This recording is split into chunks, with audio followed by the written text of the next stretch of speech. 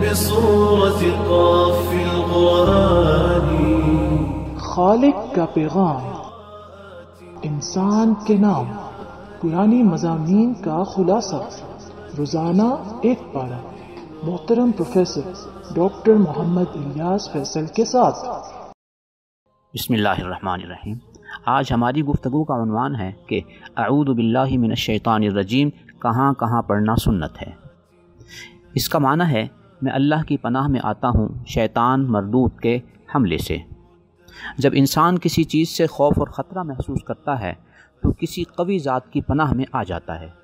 شیطان انسان پر جتنا بھی اثر انداز ہو سکتا ہو، لیکن اللہ رب العزت کی وہ قوی ذات ہے کہ اگر انسان اللہ کی پناہ میں آ جائے تو شیطان کے حملے سے محفوظ رہ سکتا ہے۔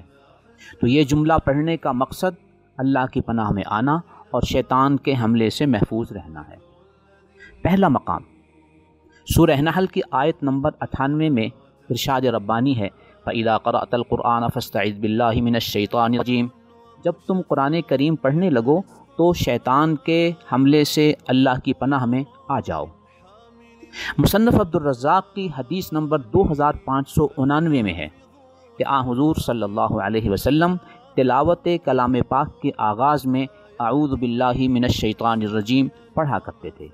لہٰذا قرآن کریم کے اس حکم کی تعمیل میں اور حضور صلی اللہ علیہ وسلم کے اس مبارک عمل کی اقتداء میں ہمیں بھی قرآن کریم کے آغاز میں اعوذ باللہ من الشیطان الرجیم پڑھنا چاہیے اور اس کا مفہوم و معنی ہمارے ذہن میں رہنا چاہیے۔ دوسرا مقام نماز کے آغاز میں سبحانک اللہم و بحمدک مکمل کر لینے کے بعد اعوذ باللہ من الشیطان الرجیم پہلی رکعت میں پڑھنا ضروری ہے۔ مصنف ابن ابی شیبہ کی حدیث نمبر 2455 میں یہ حکم وارد ہے۔ تیسرا مقام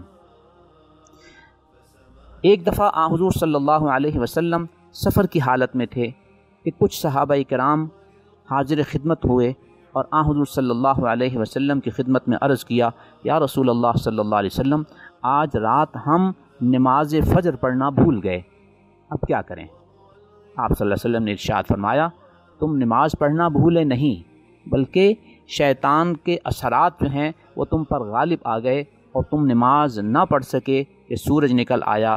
اب تم نماز پڑھو وضو کر کے اور اپنا یہ معمول بناؤ کہ رات کو سونے سے پہلے یہ پڑھا کرو بسم اللہ اعوذ باللہ من الشیطان الرجیم۔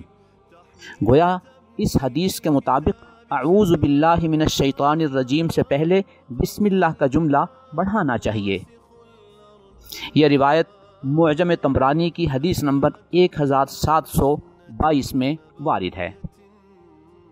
چوتھا مقام غصے کے وقت صحیح بخاری کی حدیث نمبر 6115 اور دیگر احادیث میں یہ مفہوم وارد ہے کہ حضور صلی اللہ علیہ وسلم کے سامنے دو شخص آپس میں لڑ پڑے۔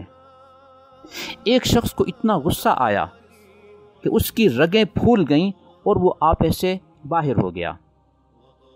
حضور صلی اللہ علیہ وسلم نے ارشاد فرمایا کہ اگر یہ اعوذ باللہ من الشیطان الرجیم پڑھ لے تو اس کا غصہ ٹھنڈا ہو جائے گا۔ یوں غصے کے اوقات میں غصے کو قابو میں لانے کے لیے اعوذ باللہ من الشیطان الرجیم پڑھنا چاہیے۔ یہ بڑا اہم موضوع ہے جو ہماری خاندانی، فیملی اور معاشرتی لائف سے تعلق رکھتا ہے۔ آج ہمارے بہت سارے مسائل ایسے ہیں کہ جو غصے کی وجہ سے کنٹرول سے باہر ہو جاتے ہیں اور انسان غصے کی حالت میں ایسی باتیں کہہ دیتا ہے کہ جس کو بعد میں سنبھالنا اس کے لیے مشکل ہو جاتا ہے۔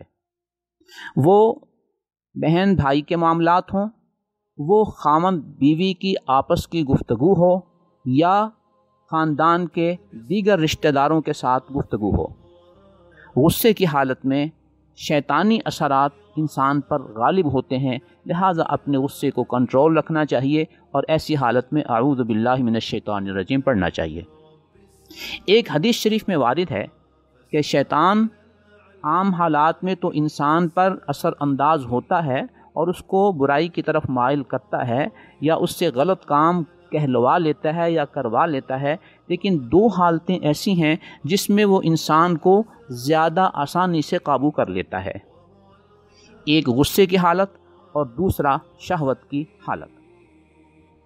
الغرض یہ چوتھا مقام ہے کہ ہمیں ایسے مقام پر غصے کو کنٹرول کرنا چاہیے اور کوئی ایسی بات منہ سے نہیں نکالنی چاہیے جس کو بعد میں سنبھالنا ہمارے لیے مشکل ہو جائے۔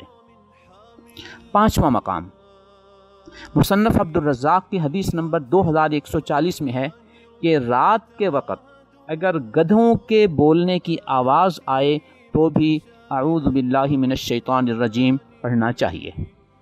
یوں یہ 5 وہ مقامات ہیں جن کا تذکرہ احادیث شریفہ میں وارد ہے، اور ان مقامات پہ اعوذ باللہ من الشیطان الرجیم پڑھنے کا حکم ہے اور یہ سنت ہے۔ اللہ رب العزت ہمیں ان مقامات پر اس جملے کو پڑھنے کی اور اس کے مفہوم و معنی کو ذہن میں رکھنے کی توفیق عطا فرمائے، اور ہمیں شیطان کے حملوں سے اور اس سے متاثر ہونے سے محفوظ رکھے۔ وآخر دعوانا ان الحمد للہ رب العالمین۔